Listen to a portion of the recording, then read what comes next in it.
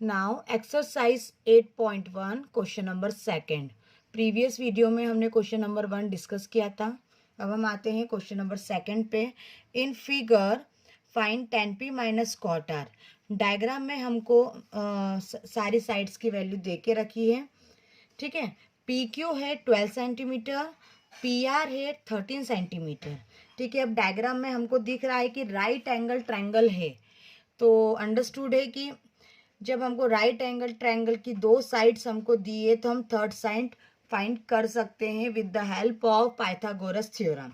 ठीक है, अब यहाँ पे आप देखिए परपेंडिकुलर हमारे पास 12 सेंटीमीटर है और जहाँ पे 90 डिग्री बन रहा है उसके जस्ट सामने वाला क्या है, हाइपोटेनियस, तो वो क्या है हमारे पास 13 सेंटीमीटर। तो फिर हमको निकालना है बेस। ठीक है, फाइंड क्या करना है वो हम बाद में देखेंगे, पहले हम बेस फाइंड करेंगे। तो गिवन में हमने लिख दिया पी क्यू जो है वो 12 सेंटीमीटर है और जो पी आर है वो 13 सेंटीमीटर है। टू फाइंड में हमने क्वेश्चन में से देख के लिख दिया tan p minus cot R. ठीक है, अब हमारे पास दो साइड है तो हम थर्ड साइड फाइंड करेंगे, पाइथागोरस थ्योरम लगाएंगे। पाइथागोरस थ्योरम है hypotenuse square equal perpendicular square plus base square. Okay, hypotenuse हमारे पास है पी आर स्क्वायर, परपेंडिकुलर है हमारे पास पी क्यू और बेस है हमारे पास क्यू आर। ठीक है, अब हमारे पास जो जो वैल्यू है वो हम लिख देते हैं। पी आर हमारे पास है 13, स्क्वायर एज इट इज लगा दिया। पी क्यू 12 सेंटीमीटर है तो 12 स्क्वायर लिख दिया। क्यू आर हमें फाइंड करना है तो वो एज इट इज हमने लिख दिया। 13 स्क्वायर होता है 13 इंटू 13 169, 12 स्क्वायर होता है 12 into 12 144 plus Q R square as it is. Okay, अब 169 as it is, 144 left hand side आएगा माइनस में हो जाएगा तो हमारे पास आ जाएगा माइनस का 144 Q R as it is square. अब 169 में से 144 माइनस होगा तो हमारे पास आ जाएगा 25। ओके, अब क्यू आर के ऊपर क्या है, स्क्वायर है तो स्क्वायर रूट के फॉर्म में कन्वर्ट होगा तो 25 रूट आ जाएगा क्यू आर। 25 का स्क्वायर, 25 किसका स्क्वायर होता है 5 का, तो हम 25 रूट की प्लेस पे लिख देंगे 5। तो 5 हमारे पास वैल्यू आ गई क्यू आर की, तो हम डायग्राम में लिख सकते हैं 5 सेंटीमीटर। ओके, ये हमारा कैलकुलेशन हो गया। हमारे पास डायग्राम में अगर हम देखें तो हमारे पास पी क्यू की वैल्यू 12 सेंटीमीटर, पी आर की वैल्यू 13 सेंटीमीटर, क्यू आर की वैल्यू 5 सेंटीमीटर। ठीक है, ये सब हमने कैलकुलेट कर लिया तो क्यू आर की हमारे पास वैल्यू आ गई, मीन्स बेस की वैल्यू आ गई। अब हम बस सारी वैल्यू है, अब हमें फाइंड करना है tan p। ठीक है, tan p minus cot R की वैल्यू क्या होगी। ठीक है, तो सबसे पहले हम साइड में यहाँ पे tan p फाइंड कर लेंगे, ये भी सॉल्यूशन में ही आएगा तो मैं आपको साइड में बता देती हूँ। tan p, tan का भी मैंने आपको बताया था कि फॉर्मूला होता है, फॉर्मूला अपोजिट साइड अपॉन में एडजेसेंट साइड। अब आप डायग्राम में देखिए कि tan p, अब p जहाँ है उसकी अपोजिट साइड देखेंगे तो p हमको डायग्राम में दिख रहा है, उसके जस्ट अपोजिट साइड क्या है क्यू आर, तो अपोजिट साइड हमने लिख दी क्यू आर और एडजेसेंट साइड क्या है पी क्यू। ठीक है, तो हमने अपॉन में लिख दिया पी क्यू। अब क्यू आर की वैल्यू हमारे पास थी 5 और पी क्यू की वैल्यू हमारे पास थी 12।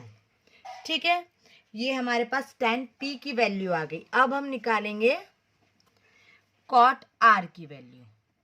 ठीक है, अब यहाँ पे हमारे पास स्पेसिफाई एंगल है इसलिए हम डायग्राम की हेल्प से कर रहे हैं। तो cot r, अब cot है स्पेसिफिक एंगल है हमारे पास, तो cot का फॉर्मूला मैंने आपको बताया था कि cot का फॉर्मूला होता है एडजेसेंट साइड अपॉन में अपोजिट साइड। सिंपल सी बात है कि अगर tan है अपोजिट साइड अपॉन में एडजेसेंट साइड, तो tan का अपोजिट होता है cot। तो cot का फॉर्मूला क्या हो जाएगा, एडजेसेंट साइड अपॉन में अपोजिट साइड। हम फॉर्मूले को उल्टा कर देंगे। अब हम डायग्राम में देखते हैं कि r कहाँ है। r हमें डायग्राम में दिख रहा है। अब r की एडजेसेंट साइड क्या है, QR, और अपोजिट साइड क्या है, PQ, है ना। आर के जस्ट अपोजिट हमको PQ दिख रहा है, तो हम यहाँ पे लिख देंगे एडजेसेंट साइड हमारे पास QR है और अपोजिट साइड हमारे पास PQ है। अब हम वैल्यू लिख देंगे। QR की वैल्यू हमारे पास थी 5 और PQ की वैल्यू हमारे पास थी 12। ठीक है, तो कॉट R की वैल्यू हमारे पास आ गई 5/12। ठीक है, अब हमारे पास tan P की वैल्यू भी आ गई है और cot R की वैल्यू भी आ गई है। अब हम जो हमको फाइंड करना है उसमें रखेंगे। तो tan P की वैल्यू हमारे पास 5/12, cot R की value 5/12, same quantity with opposite sign, दोनों कैंसल, तो हमारे पास tan P minus cot R की वैल्यू आ गई 0। ये question according to board exam बहुत इंपॉर्टेंट है, ये आपको प्रिपेयर करना है अच्छे से।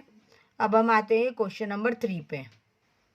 Question number 3, if sine A equal 3/4 calculate cos A and tan है। अब आप यहाँ देखिए, हमारे पास साइन ए है 3/4 और कैलकुलेट करना है कॉस ए tan है। जब हमारे पास सेम स्पेसिफिक एंगल दिया है और कोई डायग्राम नहीं है और हमें वही एंगल फाइंड करना है, तो इस केस में हमारे पास रेशियो निकालने में, मीन्स ये ट्रिग्नोमेट्री रेशियोज हैं, ये फाइंड करना हमारे लिए बहुत ईजी हो जाता है।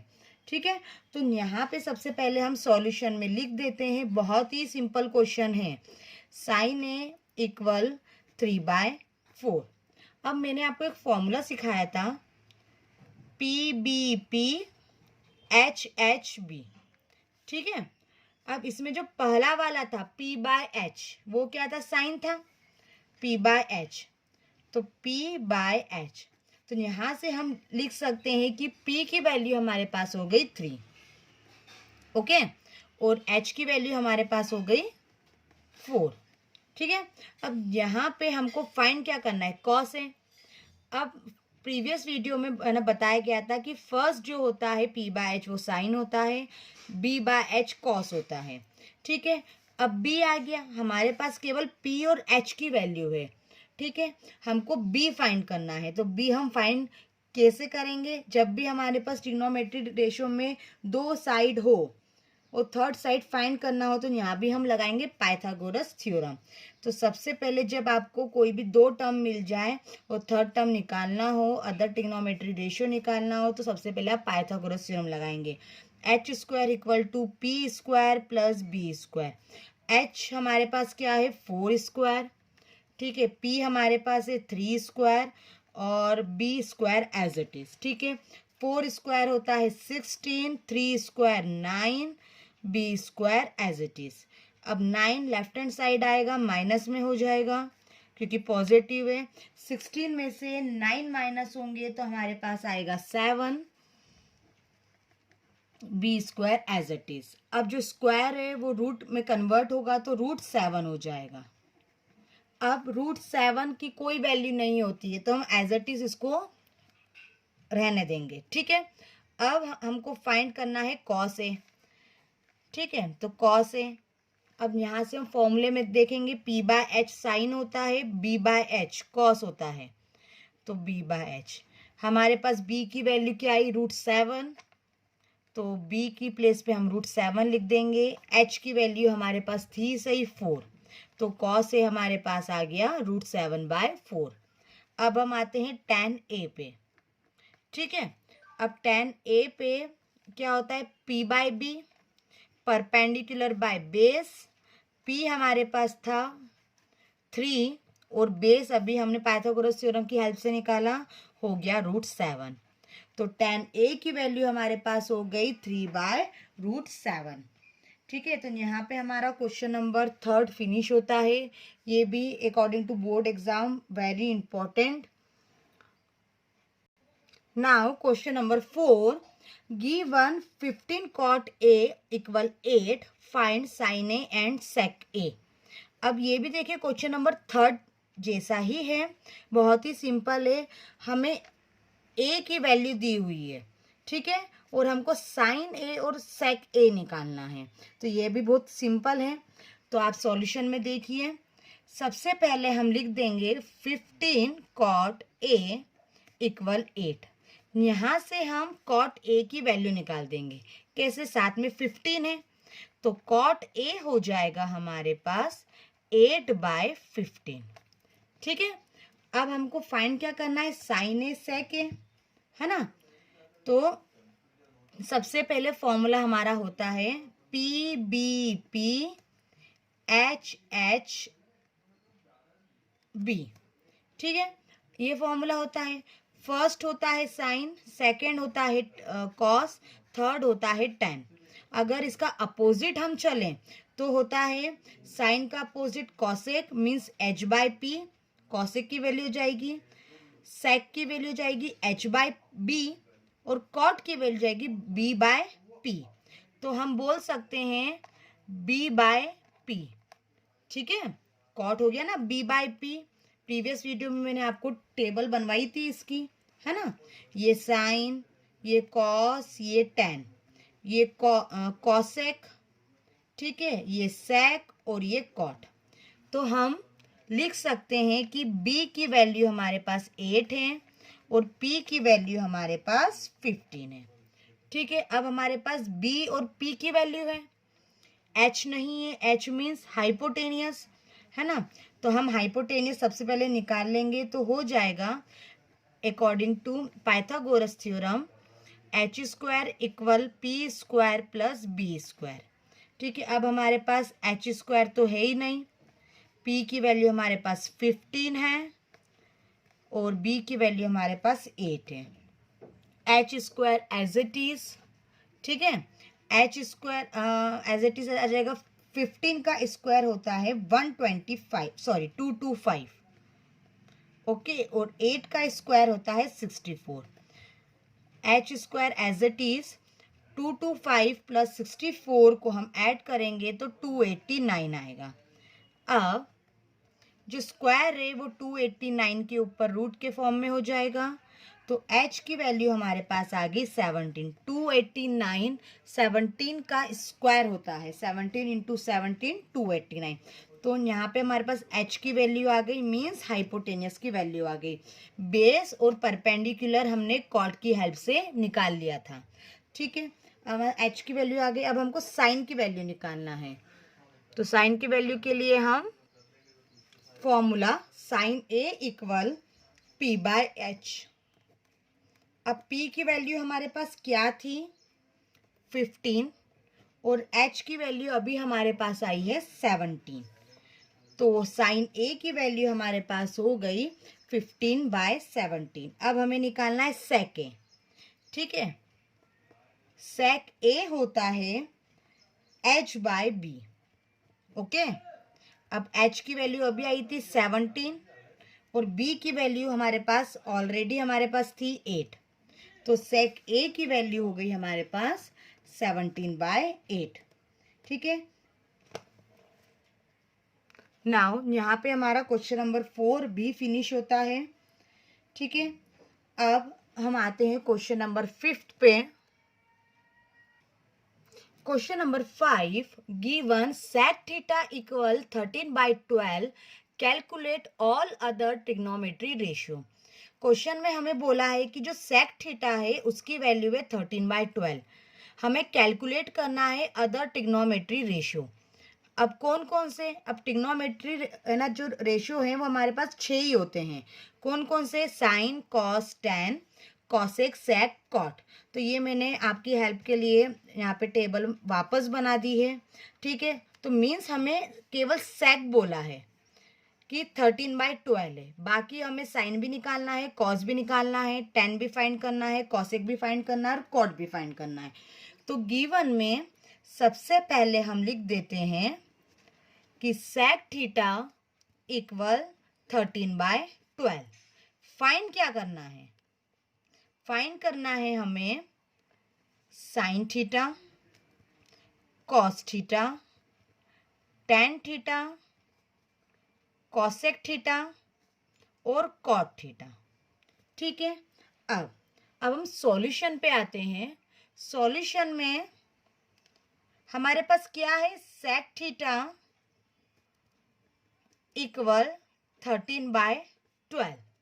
ठीक है, अब यहाँ हमारे पास कोई स्पेसिफिक एंगल नहीं है तो हम हमारे बेसिक फॉर्मूला ही यूज करेंगे, सेक थीटा। अब सेक थीटा क्या होता है, h/b। ठीक है, h/b होता है, तो यहाँ लिख दिया h/b। ठीक है, तो हमने साइड में लिख दिया कि h की वैल्यू क्या हो गई 13 और मीन्स हाइपोटेनस की वैल्यू हो गई 13 और b की वैल्यू क्या हो गई 12 मीन्स बेस की वैल्यू हो गई 12। अब हम बस हाइपोटेनियस से बेस से क्या नहीं है, परपेंडिकुलर। तो परपेंडिकुलर के लिए हम पाइथागोरस थ्योरम अप्लाई करेंगे। ठीक है, तो h square equal perpendicular square plus base square. Okay, अब हाइपोटेनियस हमारे पास क्या है, h क्या है 13, तो 13 स्क्वायर। परपेंडिकुलर हमारे पास नहीं है एज इट इज। बेस हमारे पास है 12 स्क्वायर। ठीक है, अब यहाँ पे मैं कंटिन्यू कर देती हूँ, बी स्क्वायर पर 13 स्क्वायर होता है, नीचे स्टेप कर देते, 13 स्क्वायर होता है 169। Perpendicular as it is 12 square होता है 144। ऐसा वाला कैलकुलेशन हम कुछ पहले क्वेश्चन में भी करना कर चुके हैं। ठीक है, अब 144 लेफ्ट हैंड साइड आएगा तो माइनस में हो जाएगा। ठीक है, ठीक है, तो 169 minus 144 equal P square. 169 minus 144 होता है 25 equal P square as it is. अब पी के ऊपर स्क्वायर है, वो 25 के ऊपर आएगा तो रूट के फॉर्म में कन्वर्ट हो जाएगा, तो 25 रूट हो गया। अब 25 रूट किसका होता है, 5 का होता है, क्योंकि 5 5 जा 25। ये सब चीज़ हमने 9th क्लास में सीखी है। तो पी की वैल्यू हमारे पास आ गई 5।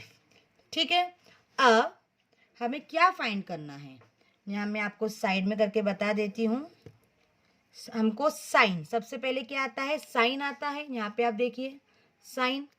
ठीक है, तो साइन के लिए फॉर्मूला होता है p/h। p की वैल्यू अभी हमारे पास क्या आई 5। ठीक है, और h की वैल्यू हमारे पास थी ऑलरेडी पहले से 13। अब कॉस थीटा, इंट्रोडक्शन पार्ट में मैंने आपको बताया था कि जो सेक होता है और जो कॉस होता है वो एक दूसरे के अपोजिट होते हैं। तो सेक थीटा की वैल्यू हमारे पास थी 13/12। ओके, तो 13/12 का अपोजिट होता है 12/13, है ना। तो कॉस की वैल्यू हो गई हमारे पास 12/13। सेक को हम उल्टा कर देंगे, अपोजिट कर देंगे, तो कॉस की वैल्यू आ जाएगी। अब आता है हमारे पास टेन। टेन थीटा क्या होता है, अगर हम इस टेबल में देखें तो p/b। अब p की वैल्यू हमारे पास क्या आई थी 5 और b की वैल्यू हमारे पास ऑलरेडी थी 12। तो टेन थीटा की वैल्यू हमारे पास आ गई 5/12। ठीक है, अब कॉट निकालना है। टेन का अपोजिट होता है कॉट, तो टेन की वैल्यू क्या आ गई 5/12, तो 12/5 कर देंगे। ठीक है, अब साइन आ गया, कॉस आ गया, टेन आ गया, कॉट आ गया। अब हमारे पास क्या रह गया, कॉसेक। कॉसेक किसका अपोजिट होता है, साइन का अपोजिट होता है। ठीक है, तो साइन की वैल्यू हम अपोजिट कर देंगे, तो क्या हो जाएगा 13/5।